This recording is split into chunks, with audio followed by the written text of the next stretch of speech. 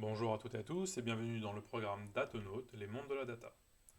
On va se lancer sur un rappel et sur un rappel qui est très important, ça va être le b.a-ba de Python pour se remettre un peu plus et comprendre un peu les outils qu'on va pouvoir utiliser pour la data analyse. D'abord une introduction, qu'est-ce que c'est que Python? C'est un langage interprété, Python est exécuté ligne par ligne, ce qui va faciliter le débogage. C'est une syntaxe simple et lisible, conçue pour être intuitif et proche du langage naturel. C'est un langage polyvalent, utilisé pour le web, la science des données, l'intelligence artificielle, les scripts et même le jeu vidéo. C'est orienté objet et multiparadigme, ça supporte la programmation orientée objet, procédurale et fonctionnelle. Il y a une bibliothèque très riche, hein, ça dispose d'un vaste écosystème de bibliothèques et de frameworks, notamment NumPy, Pandas, TensorFlow, Flask, etc. En termes de portabilité, c'est compatible avec la plupart des systèmes d'exploitation, Windows, macOS, Linux. Il y a une communauté active très large qui va contribuer au développement et au support. Il y a une gestion automatique de la mémoire, ça comprend un ramasse-miettes pour optimiser justement l'utilisation de la mémoire. En termes d'extensibilité, ça peut intégrer des bibliothèques écrites en C, en C++, voire en Java. Ce qui vient aussi, et c'est le plus important, hein, c'est que c'est open source, c'est gratuit et accessible à tous. Rappel sur l'indentation. L'indentation désigne l'utilisation des retraits au début de lignes de code pour structurer et hiérarchiser visuellement les blocs d'instruction. En Python, l'indentation n'est pas seulement esthétique, elle est obligatoire et fait partie de la syntaxe du langage. Elle sert à délimiter les blocs de code, comme les boucles, les fonctions ou les conditions, en remplaçant ainsi les accolades utilisées dans d'autres langages. Quelles sont les forces et les faiblesses de Python? C'est assez facile à apprendre, une syntaxe simple et intuitive, idéale pour les débutants. En termes de polyvalence, c'est utilisable dans différents domaines, on l'a dit, web, data science, etc. Une large bibliothèque standard, un écosystème riche, des frameworks spécialisés comme NumPy, et un langage multiparadigme. En termes de performance, c'est plus lent que les langages compilés comme C ou Java en raison de son interprétation. Pour la gestion de la mémoire, ça peut être moins efficace pour les applications gourmandes en mémoire ou en calcul. En termes de consommation de ressources, plus gourmand en ressources système que certains langages plus bas niveau, et une dépendance aux bibliothèques tierces, ça nécessite souvent des bibliothèques externes pour des fonctionnalités avancées. Et on peut avoir une complexité évidemment croissante. Au début, c'est assez simple, mais comme vous le savez déjà, au bout d'un moment, ça peut être de plus en plus complexe. Les fondamentaux de Python, donc ce ne sont rien d'autre que des rappels pour vous relancer correctement dans l'utilisation de Python. Tout d'abord, les variables et les types. On va utiliser un petit rappel ici sur les notes. Dans ce cours, on va utiliser un symbole chevron pour désigner le code que nous écrivons, un symbole 3 chevrons pour désigner ce que la machine affiche après exécution du code, et un symbole hashtag pour commenter le code si besoin. Seul le symbole hashtag est utilisé lorsque nous codons réellement, les autres c'est juste pour présenter le cours. Les autres symboles ici nous servent uniquement, en l'occurrence, pour le cours. Allez, quelques petites définitions pour se rafraîchir. Une variable permet de stocker en mémoire le temps que le programme s'exécute des données. Pour stocker en mémoire une valeur dans une variable, on utilise tout simplement le symbole, le signe égal. Par exemple, nom d'une variable, on va lui donner un nom, égal 1, c'est-à-dire qu'en gros, on a stocké ici, on a affecté, attention, le égal ici, c'est une affectation de valeur, on affecte une valeur à la variable qu'on a appelée ici le nom de variable, on aurait pu l'appeler Mickey, Donald ou Minnie. Sur le nommage des variables, il y a deux règles à respecter en ce qui concerne le nommage des variables. Les noms doivent commencer par une lettre minuscule, une lettre majuscule ou un underscore. Les noms doivent contenir uniquement les éléments précédents ainsi que des chiffres. Attention, il est donc interdit d'utiliser des espaces pour nommer des variables. Les types de variables, il y a les types de base en Python, ce qu'on appelle les entiers. Il y a la notation en anglais, donc integer. On voit l'exemple à droite, par exemple, un compteur ici égale 0. Un float, c'est un réel, donc un nombre à virgule. Par exemple, le pourcentage de réduction, 3,5. Il y a les str, donc les chaînes de caractères, en anglais string. Par exemple, une variable de mot à trouver, on va mettre une chaîne de caractères ici, c'est code. Et les booléens, qui peuvent prendre que deux valeurs possibles, soit c'est vrai, soit c'est faux. Le mot est trouvé, ici, égale true. La fonction type permet de connaître le type d'une variable. Par exemple, ici, on va avoir une question, quelle est la réponse à l'univers? On va avoir une autre variable qui est answer égale 42. Si on utilise la fonction type, on met la variable à l'intérieur question, on va voir que c'est du type string, donc c'est une chaîne de caractères. Si on le fait sur la variable answer, on voit que, évidemment, ici 42, ici est un integer, c'est un nombre entier. La conversion de type. Nous pouvons utiliser les classes de type de base pour convertir des valeurs en leur type. Par exemple ici, si on fait integer int, entre parenthèses 42,5, ici l'idée c'est de le transformer en nombre entier, et ben on va avoir 42, on va avoir que la partie entière de 42,5. Si on fait str17, on va transformer 17, qui est à l'origine un integer, en chaîne de caractères. Les entrées et les sorties. Comment afficher une valeur? Pour afficher un message, on utilise tout simplement la fonction print. Print comme imprimer. La syntaxe est assez simple. On fait print, texte, par exemple un texte, ici on va printer un âge par exemple, on va utiliser un séparateur avec une virgule, une chaîne de caractères et une variable. Attention, le premier print ici, c'est on va printer une chaîne de caractères qui s'appelle âge. Le deuxième, c'est print âge sans guillemets, c'est-à-dire qu'on va printer ici la variable âge. On peut, comme on l'a dit, combiner les deux. Print vous avez, ça va être une chaîne de caractères, virgule, la variable âge, et on continue en pour finir la phrase. Les arguments de la fonction print. Il y a tout d'abord, on peut mettre différents éléments qui vont être intéressants. On peut utiliser l'argument séparateur, donc c'est des options supplémentaires.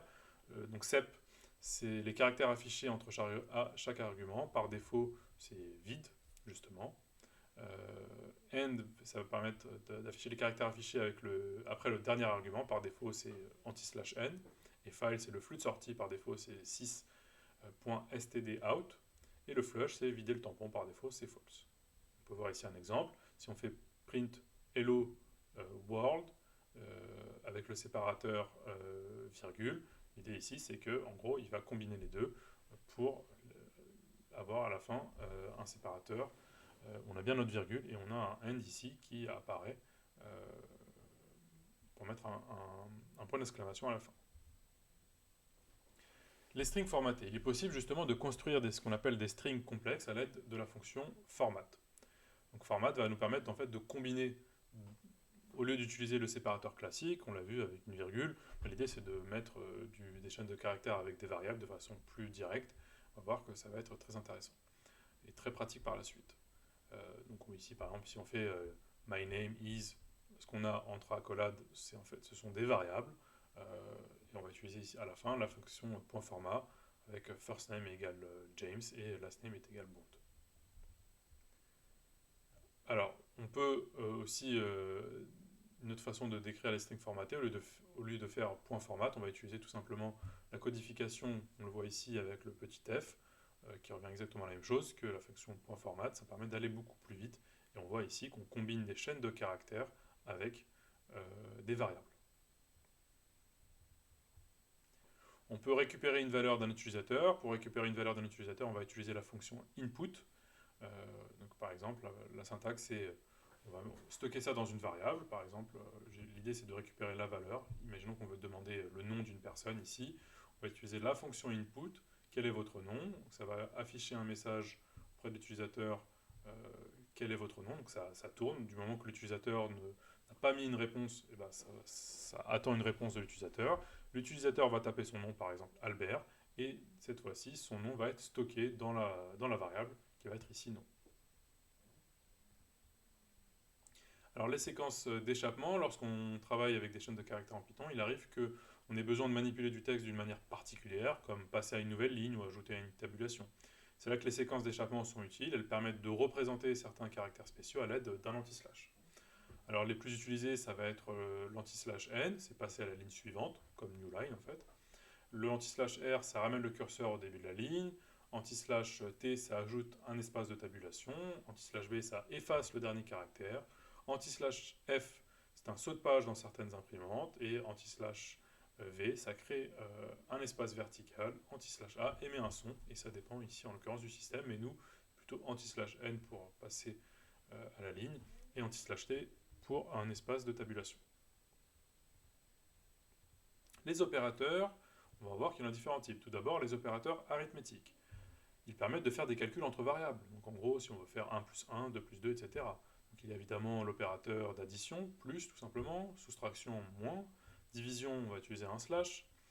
La division euclidienne, c'est 2 slash, ça permet de récupérer en fait le quotient de la division. La multiplication, c'est tout simplement un astérisque. La puissance, pour mettre puissance 2, puissance 3, ben on va utiliser la double astérisque.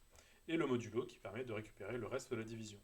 Par exemple ici, sur le compteur, si on veut créer un compteur, on veut ajouter 1 au compteur, on prend la variable elle-même, auquel on ajoute ici 1. On peut aussi diviser, si on veut faire une prime, on prend le salaire divisé par 10. On peut faire le résultat entre différentes variables, ici, variable 1 multipliée par 8, plus la variable 2, moins la variable 3, et évidemment, sur les règles d'opération arithmétique, elles suivent les mêmes règles, donc en termes de priorité, c'est d'abord les multiplications qui vont se faire ici, qui vont s'exécuter, puis après, il va y avoir l'addition et la soustraction. En termes de notation raccourcie, lorsqu'on affecte le résultat de notre opération sur la même variable, comme on l'a vu avec compteur, on peut utiliser une notation raccourcie. Par exemple ici, ce sont deux façons équivalentes d'écrire. Si on fait A plus égale 8, c'est équivalent en fait à A est égal à A plus 8.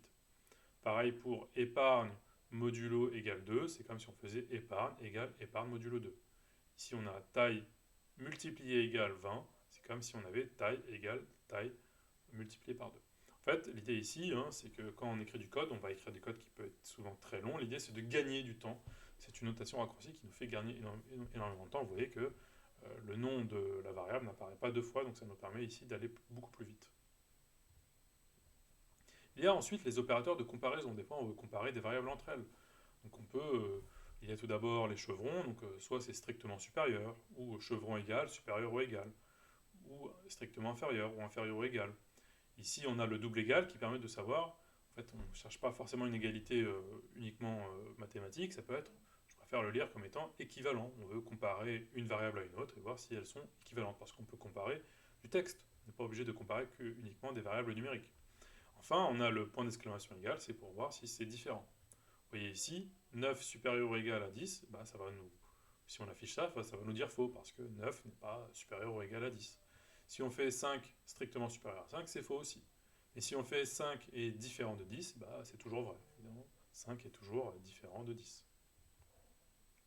Donc sur les opérateurs logiques, c'est un peu plus complexe, mais encore une fois, c'est un rappel. Ça permet de combiner des conditions pour dire si quelque chose, on va tester en fait si c'est vrai et faux, etc., etc. Alors il y en a trois. Il y a tout d'abord l'opérateur logique AND. L'idée ici, c'est de voir est-ce qu'une condition est à la fois A et à la fois B. Vous voyez que si on a ici on a une condition, quand c'est 1 ça veut dire que c'est vrai et quand c'est 0 ça veut dire que c'est faux. Si on dit qu'on veut à la fois tester que ce soit A et B, donc il faut que les deux soient vérifiés, en retour, en sortie, on aura 1, ça veut dire que ça a été vérifié. Vous voyez que dans ce cas-là, si on a A qui est seulement vérifié mais B n'est pas vérifié, en sortie on aura 0, donc c'est faux. Pareil pour les deux autres, ça va être exactement la même chose. Dans l'autre opérateur logique, c'est OR, en français c'est OU. Il faut que soit l'un, soit l'autre soit vérifié pour qu'on ait en sortie 1. Vous voyez que si A et B sont 1, on aura A ou B qui est 1. Si on a seulement A qui est 1 et B qui est 0, on aura quand même 1 en sortie.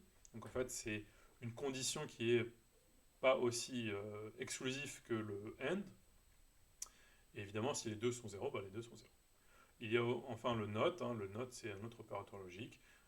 Si c'est NOT A, ça veut dire qu'il ne faut pas que ça soit vérifié. Donc ici, c'est A et 1. NOT A, c'est 0, tout simplement. C'est ce qui est le contraire. Pareil dans l'autre cas. Par exemple, ici, si vous voyez, on a NOT 5 inférieur à 10 and 3 équivalent à 3, c'est faux. Parce que dans les deux cas, les deux conditions sont fausses. Ici, c'est 10 différent à 10 et 5 supérieur à 3. C'est vrai, pourquoi? Parce que 10 différent de 10, ça c'est faux. 10 est forcément égal à 10. Par contre, 5 supérieur à 3, c'est vrai. Donc en gros, on va avoir en sortie vrai, etc. etc. Les conditions, pour rappel, c'est un peu comme un langage humain, pour rappel. C'est comme si je vous dis, s'il pleut, prends ton parapluie. C'est exactement la même chose. Les instructions du bloc if seront exécutées uniquement si la condition est vraie. Dans le cas contraire, les instructions du bloc ne seront pas exécutées. La syntaxe basique, c'est on va mettre if condition. Et ici, on fait absolument attention à la fameuse annotation, hein, elle se fait automatiquement sur notre notebook en général, mais si ce n'est pas le cas, il faudra faire attention. Donc, vous voyez qu'on a une petite indentation, donc l'instruction va être décalée un peu plus, il y a une tabulation qui va décaler l'instruction sur la droite. Ici, par exemple, if la variable âge est inférieure à 18, on print ici, on affiche, vous êtes mineur. Mais après, on peut tester plein d'autres conditions. Les instructions du bloc if seront exécutées uniquement si la condition est vraie, comme on l'a dit. Dans le cas contraire, qu'est-ce qui se passe? Si ce n'est pas le cas, les instructions du bloc else seront exécutées. Donc, pareil, on fait un if else ici, pour rappel, on met ici notre condition. On n'oublie pas nos fameux deux points, hein, parce que sinon ça ne va pas fonctionner.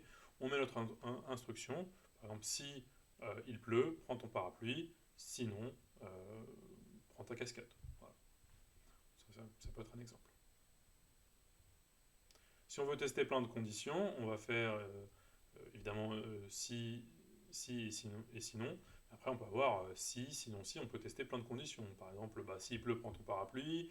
Sinon si il est nuageux, prends, je sais pas moi, ton parka, etc., etc. Sinon, prends ta casquette, etc. Vous voyez, donc on peut tester plein de conditions les unes à la suite des autres. Les structures séquentielles, une séquence est un regroupement au sein d'une même variable de plusieurs valeurs. Ces valeurs seront accessibles par leur position. Une séquence a pour objectif d'optimiser certaines opérations, telles que la recherche d'un élément, le tri de ses valeurs, le calcul de leur maximum. Pour accéder à un élément, l'accès à un élément d'une séquence se fait à l'aide de la position de cet élément et de l'opérateur crochet. Par exemple, si on va avoir accès à une séquence, on va voir le premier élément. Attention, la position du premier élément commence à 0, ça c'est très important parce qu'en général on oublie et on se piège soi-même. Les trois principaux types de séquences, il y a les listes, ce sont des éléments quelconques et modifiables, on peut y stocker comme son nom l'indique en fait des chiffres, des mots, etc. Donc on peut stocker différents types de variables, même des booléens. Il y a les tuples dont les éléments sont quelconques et non modifiables, c'est la différence avec les listes. Il y a les chaînes de caractères dont les éléments eux-mêmes sont des caractères et non modifiables. Les opérations communes aux séquences, on va utiliser ici un exemple, c'est x in s, ça teste s'il y a l'élément x qui appartient à la séquence s. Note in, c'est dans le sens inverse, ça teste si x n'appartient pas à s. On peut faire ce qu'on appelle une concaténation de séquences. Si on prend par exemple une séquence S, si on a un mot qui est une séquence, je sais pas moi, hello d'un côté et world de l'autre, si on fait tout simplement un plus entre les deux, on parle de concaténation. C'est juste additionner, les coller en fait l'un à l'autre. On va faire une concaténation entre S et T. On peut faire une concaténation de n copies de S si on multiplie par un chiffre. Donc ça va multiplier. Si on a hello, on fait hello multiplié par 5, on va avoir hello une première fois, hello une deuxième fois, hello une troisième fois, etc. On a la fonction len, donc len qui vient de l'anglais length, pour savoir globalement quel est le nombre d'éléments dans une séquence. Si on fait sur un texte, si je fais hello, ça va nous dire il y a en gros globalement 5 lettres dans le mot hello. Mais si c'est dans une liste, on veut savoir il y a combien d'éléments dans une liste. Min, comme ça porte bien son nom, quel est le plus petit élément de S si ce sont des éléments chiffrés. Max, quel est le plus gros élément si ce sont des éléments chiffrés. Et on va utiliser le count qui permet de compter ici l'occurrence je sais pas moi, si on veut savoir, par exemple dans Hello, si on fait sur Hello le count de L, pour savoir il y a combien de L dans Hello, on va avoir 2 parce qu'il y a 2 L dans Hello. Et il y a aussi point index qui nous permet de savoir l'indice, donc la position où se trouve un élément en particulier. On l'a dit, les listes sont muables, elles sont modifiables. Ainsi, il est possible de les modifier, de changer même l'ordonnancement des différents éléments, de supprimer ou d'ajouter des éléments. Une fonction qui a un paramètre une liste sera en mesure de la modifier. La syntaxe, pour ouvrir une liste vide, c'est tout simplement de lui donner un nom de variable. On utilise le signe affectation égale, comme d'habitude, et on fait des crochets vides. Voilà, pour repérer une liste très rapidement avec Python, ce sont nos crochets. On peut aussi utiliser la fonction list. Alors attention, on ne nomme jamais un outil qu'on va utiliser sur Python, un petit rappel, avec une fonction de type list. On va voir aussi il y a des tuples, dictionnaires, etc. On ne donne pas les noms des fonctions sur Python au risque d'avoir des très mauvaises surprises. Si on veut faire une liste avec un seul élément, on va lui donner un nom et on va créer un crochet. Et à l'intérieur, on va mettre uniquement la valeur qu'il y a dedans. Si on veut avoir plusieurs éléments, on va lui donner un nom. Par exemple, si on voulait nommer ma liste de fruits, par exemple, on mettra pommes, bananes, framboises, etc. Quelles sont les opérations propres liste? Tout d'abord, on l'a dit, on peut utiliser la fonction list si on veut transformer une séquence S en une liste, tout simplement. On peut utiliser la fonction pour append comme appendice, comme ajouter. L'idée, c'est d'ajouter à la séquence en question, à la liste, un élément qui va s'ajouter à la fin de la liste. On a extend qui permet d'étendre S avec la séquence T. On a la fonction .insert qui permet cette fois-ci d'insérer l'élément qu'on souhaite, mais cette fois-ci à une position particulière dans notre liste, parce qu'en général, le append, il l'ajoute à la fin, alors que le insert nous permet de le mettre à un index précis. On a .clear qui permet de supprimer tous les éléments de S, le .remove qui permet de retirer un élément précis, le .pop qui renvoie l'élément d'indice I qui le supprime, et le reverse qui permet d'inverser l'ordre des éléments de S, et le .sort, comme trier en anglais, qui permet de trier les éléments de S par ordre croissant, ou on peut faire, si on le souhaite, de façon décroissante. Les opérations propres liste, on l'a dit, donc quelques exemples. Si on fait ici malist.append7, vous voyez que le set apparaît tout au bout. Si on fait malist.extend 8 et 11, vous voyez qu'on a étendu les éléments. Ici, on a ajouté 8 et 11 à notre liste. Si on fait malist.remove 8, en affichage à la fin, vous voyez que l'élément 8 a été retiré. Si on fait .insert 4, 9, c'est qu'on lui a dit globalement qu'à l'index 4, tu me rajoutes le chiffre 9. Alors attention, pour rappel, ça commence à partir de 0. Le premier élément est stocké à la place 0. Donc 1 ici est à la place 0, 3 est à la place 1, 5 est à la place 2, 7 est à la place 3, et donc on l'a mis à l'index 4, c'est pour ça que 9 se retrouve ici. Si on utilise ici la fonction list pour créer une liste, on va utiliser une autre fonction qui s'appelle le range, qui crée une étendue en fait. Donc le petit rappel sur range, donc ça commence ici un range à 0, c'est-à-dire qu'on veut qu'il crée des éléments qui commencent, pour nous ça commence à 0. Donc ça c'est inclus, on lui dit en fait d'aller jusqu'à 11 qui exclut, donc ça c'est un rappel, et on lui dit que tu vas de 2 en 2. Donc en gros, il nous a créé une liste ici, il a commencé, on commence ici à 0, et il se termine à 10, parce que ici 11 sera toujours exclu dans notre range. Et il a fait un pas de 2, parce que c'est ce qu'on lui a dit ici. En général, par défaut, il est mis sur 1. Si on avait mis ici 1, il aurait fait 0, 1, 2, 3, jusqu'à 10. On peut le faire aussi avec liste Wakanda Forever, si on avait mis ça comme texte, et on voit que on a toutes les lettres du mot qui apparaissent séparées, et attention, un espace est aussi considéré comme un élément. Les tuples, eux, sont immuables, c'est-à-dire qu'une fois qu'on les crée, il est impossible de les modifier, de supprimer ou ajouter des éléments. Alors, quel est l'intérêt par rapport à une liste? Donc l'intérêt ici, c'est globalement de s'assurer de la sécurité des données. Imaginons qu'on crée une clé spécifique, on ne veut pas qu'elle soit modifiée, comme une liste que n'importe qui peut modifier, on va plutôt utiliser un tuple. Ou des coordonnées GPS, on ne veut pas trop qu'une fois qu'elles soient créées, qu'elles soient modifiées, on préfère par sécurité utiliser un tuple. Donc c'est un autre type de séquence. Alors ça fonctionne globalement à peu près de la même façon que la liste, sauf qu'au lieu des crochets, on va avoir ici des parenthèses. Donc vous voyez qu'il y a la fonction tuple aussi, on peut créer autant d'éléments qu'on le souhaite. Par contre, on ne sera pas en mesure de les modifier par la suite. Si l'on souhaite définir une séquence non modifiable, on va utiliser un tuple, comme on l'a dit, qui va sécuriser le code, stocker un mot de passe, etc. On peut itérer sur les éléments d'un tuple. Pourquoi? Parce que c'est plus rapide que ceux d'une liste. Et une fonction qui retourne plusieurs valeurs retourne en fait un tuple.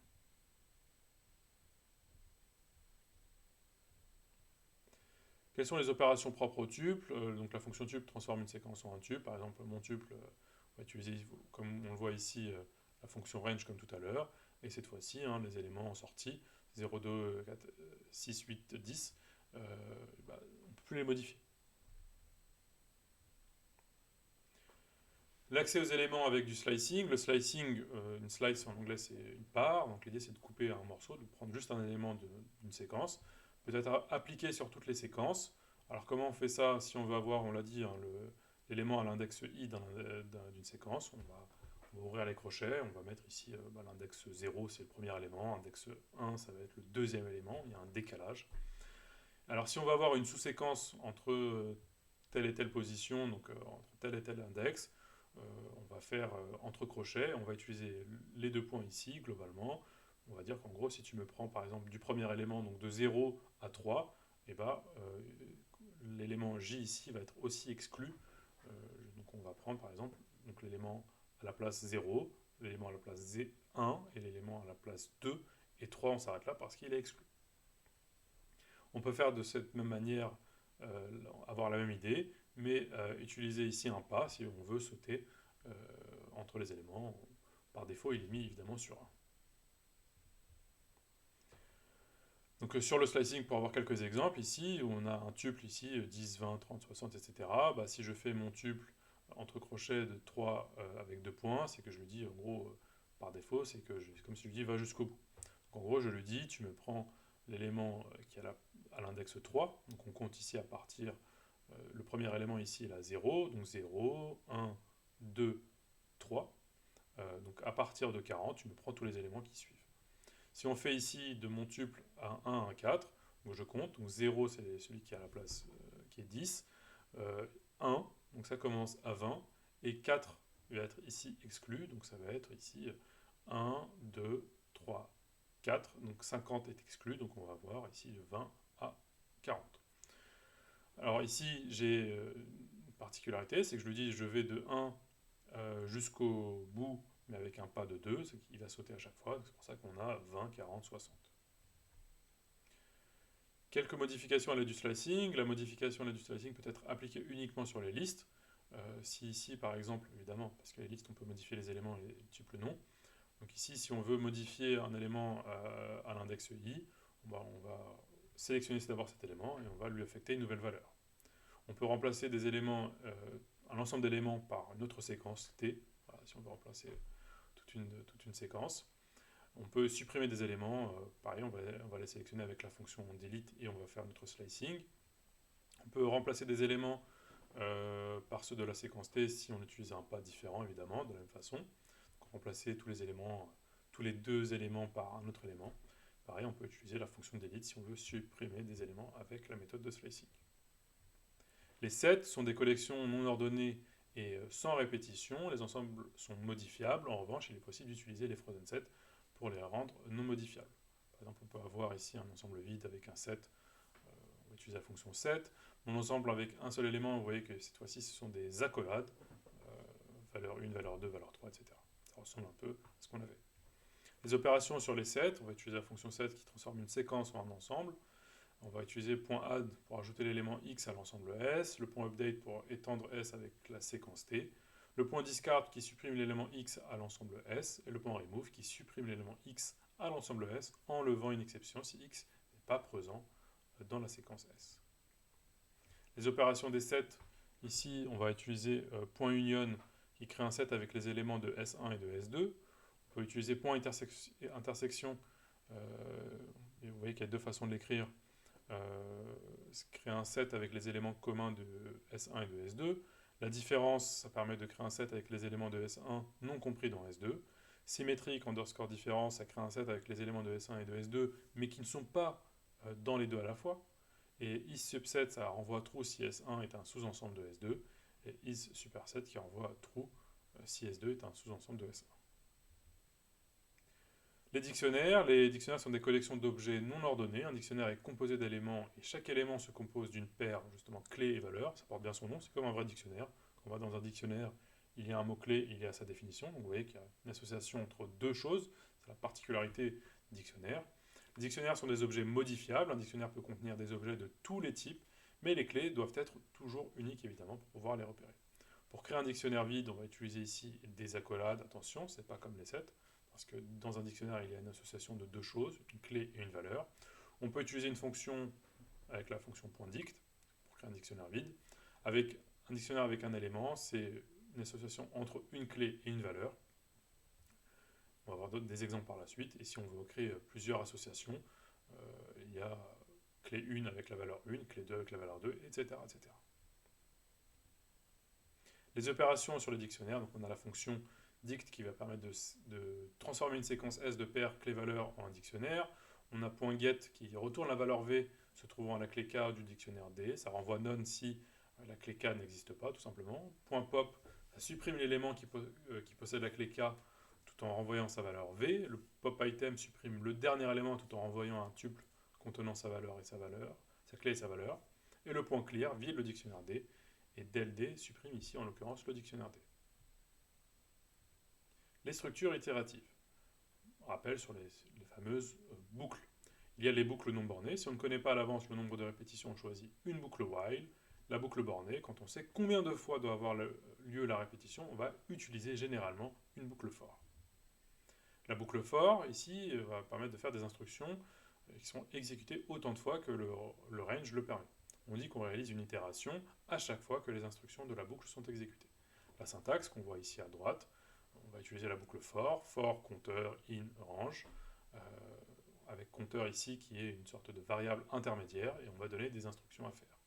Attention, comme les boucles, comme les conditions, on a l'indentation qu'on doit absolument respecter. Un exemple ici, for i in range de 5, c'est qu'en gros, il va boucler 5 fois, 1, 2, 3, 4, 5. Globalement, il va printer 5 fois, d'abord printer 1, puis printer 2, puis printer 3, etc. Parcourir une séquence avec un for. Ici, on a for x dans une séquence, on va utiliser in. Donc si on avait une séquence pour chaque élément d'une liste, par exemple, ou d'un tuple, fais-moi telle ou telle instruction. On peut aussi utiliser un in enumerate dans une séquence. Si on a plusieurs éléments, plusieurs variables intermédiaires, i et x, on va pouvoir faire un ensemble d'instructions. On peut voir ici for i in range len, cette fois-ci on va utiliser le nombre d'éléments dans la séquence, donc le nombre d'éléments dans une liste, faire telle ou telle instruction. On peut aussi le faire avec un zip, la fonction .zip, qui permet ici d'assembler ici des dictionnaires. Comment parcourir un dictionnaire avec un for key dans le dictionnaire, donc pour chaque clé dans un dictionnaire, fais-moi telle ou telle instruction. On peut aussi utiliser un for key virgule value, donc on va cette fois-ci boucler à chaque fois sur la clé et la valeur en question. Dans le dictionnaire, pour récupérer la clé et la valeur, on va utiliser .items, on peut faire telle ou telle instruction. La boucle while sera exécutée justement tant que la condition est vraie.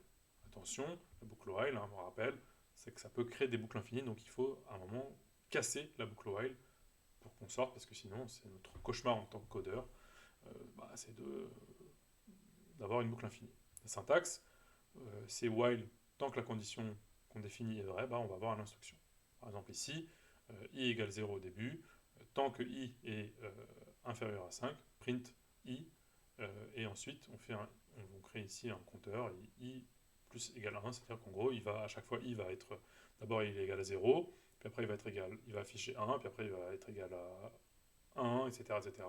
Et à un moment il va être égal à 0, et donc la condition ici va être vraie, donc il va sortir, ne sera plus vrai, donc la boucle va s'arrêter par elle-même.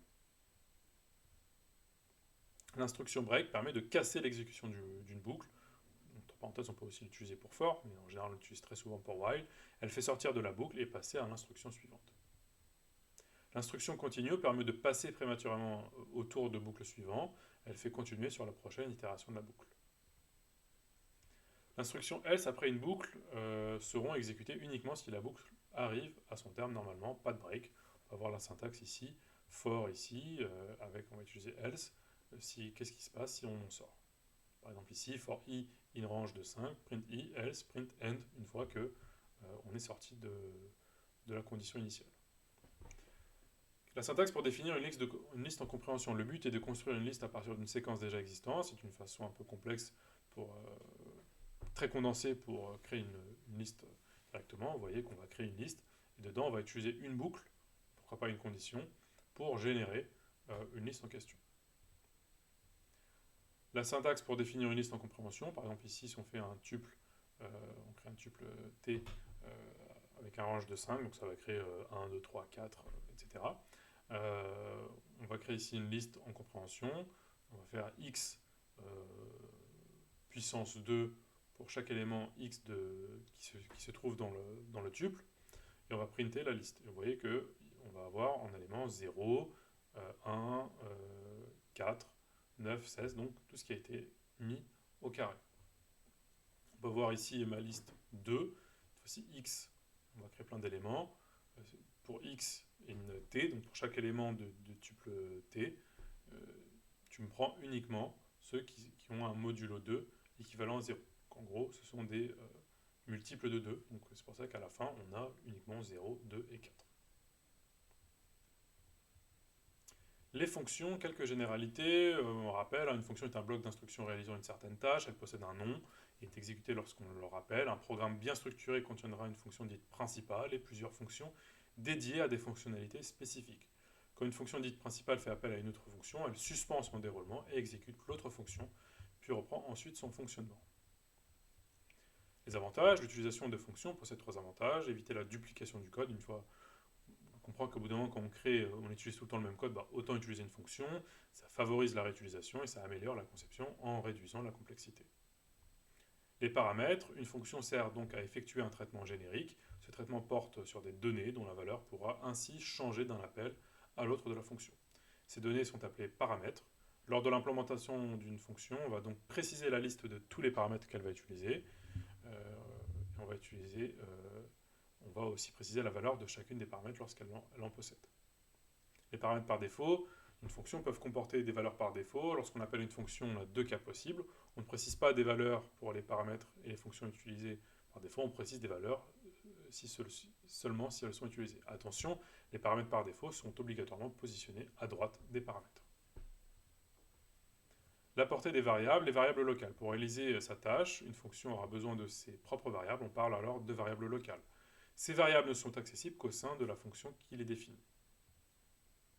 Les variables globales, une fonction reçoit donc des données à traiter, les paramètres, et pour ce faire, peut avoir besoin de variables locales. Une fonction peut également manipuler directement des variables définies par le programme principal. On parle alors de variables globales. Attention, il s'agit souvent d'une mauvaise pratique car cela limite les performances et la réutilisabilité du code. L'implémentation. Quelle est la syntaxe pour déclarer une fonction? C'est assez simple, il existe 2 types de fonctions, celle qui retourne une valeur et celle qui ne retourne rien. Donc, quand ça retourne une valeur, on va voir en bas du code, on va voir tout simplement un return, donc point return. Vous voyez qu'ici, on va utiliser la méthode def qui permet de créer une fonction. On signale qu'on va créer une fonction, on lui donne un nom, et on va voir différents paramètres qui sont mis entre parenthèses. Et on n'oublie pas évidemment le 2 points, comme on l'avait vu sur les conditions, les boucles, etc. On va mettre un ensemble d'instructions. Donc, imaginez que notre but c'est de calculer l'IMC d'une personne. L'IMC c'est une certaine formule. On va mettre la formule en question et on va pouvoir à la fin récupérer le résultat. Mais on peut avoir aussi la possibilité de ne pas récupérer le résultat si ce n'est pas ce qu'on souhaite. Si on ne veut pas récupérer le résultat numérique, on peut faire tout simplement un ensemble d'instructions. Comment on appelle une fonction? Comme une instruction prédéfinie du langage, on appelle la fonction par son nom, en lui passant autant de paramètres qu'elle en possède. Par exemple, ma fonction, entre parenthèses 42, si on met a et b égale 5 et 10, le résultat de ma fonction, ça va être a et b. Voilà, donc c'est très, très simple pour faire appel à une fonction. Retourner plusieurs valeurs. Une fonction peut retourner plusieurs valeurs, il suffit de séparer celle-ci par des virgules. Donc, vous voyez qu'on a le return ici, c'est qu'à la fin, si on veut récupérer 2 valeurs, on fait return ici mon résultat 1 et mon résultat 2. Donc ça nous permet de récupérer, de stocker les valeurs, 2 valeurs ensemble. Voilà, ce rappel Python est terminé et je vous dis à tout de suite pour un prochain cours.